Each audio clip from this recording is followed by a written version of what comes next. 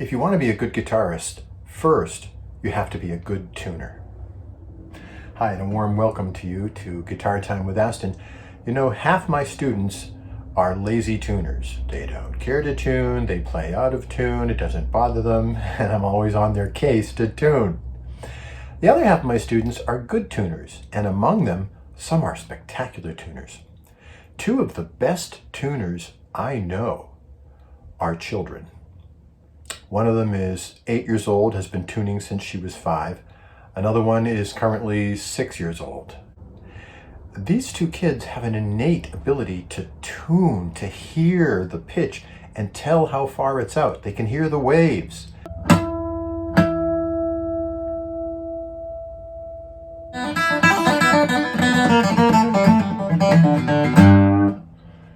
Hello. The tuning can be tedious and time-consuming, but it doesn't need to be either one. You just need to do it faithfully. Every time you pick up the guitar, check the tuning. And if something's out, fix it. If it isn't good for you, you can just go on. But the guitar goes out of tune by itself.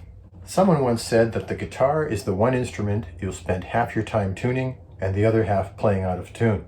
And while that might be a little unfair, I think every guitarist, every seasoned guitarist at least, knows why it's true. So always being after your tuning is just a wonderful habit to have as a guitarist. Every time you pick up your guitar, check your tuning.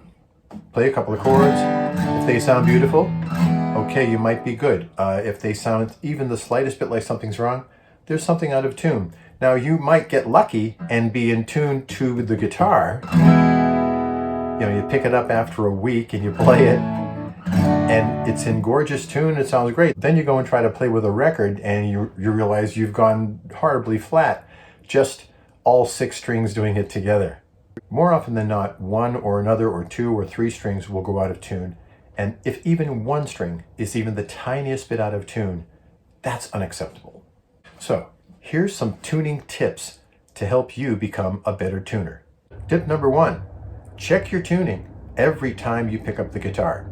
If you tuned earlier in the day, you might still be in tune, and you don't need to tune again, great, go on and have fun. But I mean, to take a session or even working on one song at a rehearsal or whatever, you know, you tune before you start working on it, and then 10, 15 minutes later, you go check on the tuner, you're way out. A lot of people say, oh, I tuned yesterday. Gee, I tuned yesterday.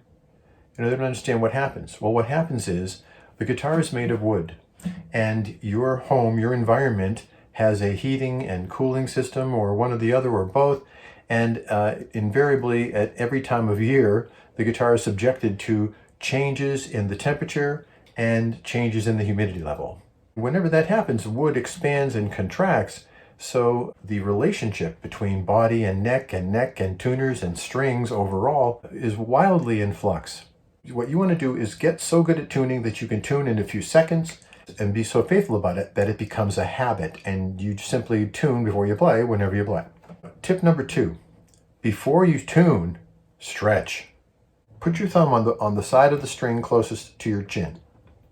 Put your finger on the same string on the other side. Push down on the thumb and pull up on the finger. We're not going to do this too hard. We don't want to break the string. What we want to do is about the force that you would twist the top off of a soda bottle. Not that I'm endorsing soda consumption or any other sugary drink. That's about the pressure you want to be doing on the low string, the thickest string. With each subsequent string, you put less and less pressure on the thumb and the first finger. Okay, but you want to put enough on it to pull on the string, tug on the string a few times. If there's any slack in the string, this will uncover it. And now when you go ahead and tune, you'll be tuning into pitch with strings that have given up their elasticity, if there was any, and are not going to give in by going out of tune. So the tuning process will go easier, the strings will behave better, and when you get them in tune, they'll stay in tune much longer if, before you tune, you stretch. So now we've stretched the strings and they're ready to be tuned. Get one of these little clip-on tuners, or if you prefer a standalone unit, a desktop unit, that's fine too. Tip number 3, you hit the string with the pick. Here's a mistake some people make. They hit it once and they start tuning, and they tune for 2 minutes, and they say this is so frustrating. Reverse that math. Pluck the string continually. So you're always sending a signal to the tuner. Pluck the string continually until you reach pitch. Tip number 4, increments. We tune up in tiny increments, but with a jerking motion. Doop, like this.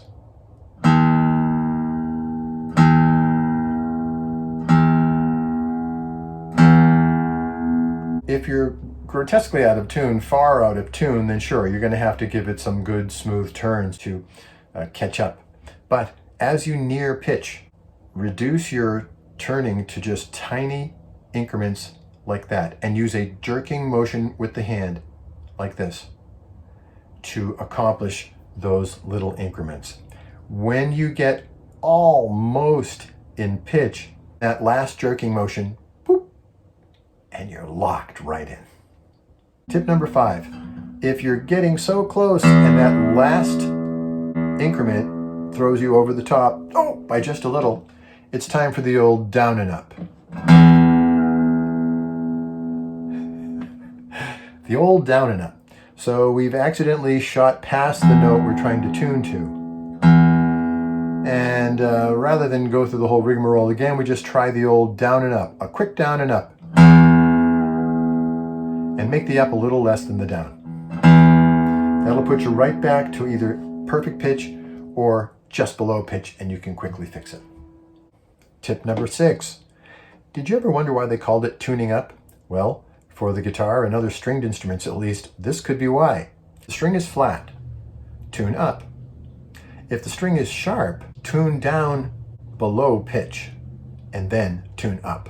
It's because if the string is sharp, then lowering the pitch by turning the peg in the negative direction leaves the string in a loose and elastic position where it could continue to loosen and go flat when you start playing. But if the string is tuned up to pitch and we stop when we get to pitch, then we're leaving the string nice and tight and nestled into place. Then there's no loose string to go out of tune.